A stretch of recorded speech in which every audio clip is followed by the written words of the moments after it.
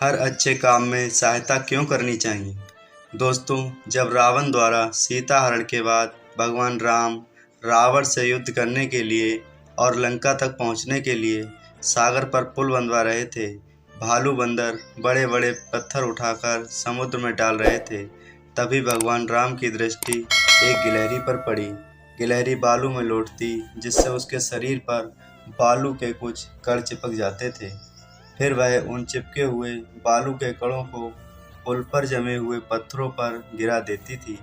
ये देखकर भगवान राम आश्चर्यचकित हुए और बड़े प्यार से गिलहरी के पास जाकर उसे हाथ में उठाया और उससे पूछा, ये तुम क्या कर रही हो।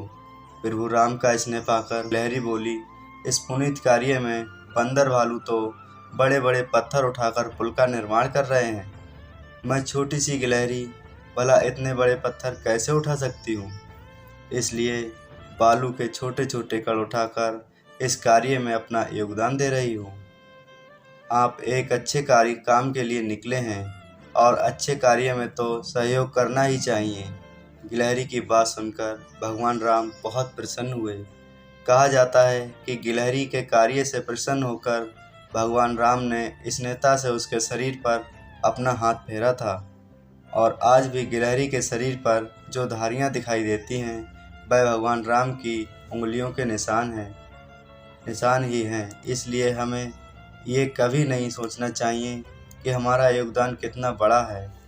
किसी भी अच्छे कार्य के लिए जितना और जैसा भी हो सके हम कर सकते हैं, वह हमें अवश्य करना चाहिए और हमें कभी भी किसी दूसरे से अपने आप को कमज़ोर नहीं समझना चाहिए। दोस्तों, जो आप कर सकते हो वह कोई दूसरा नहीं कर सकता है।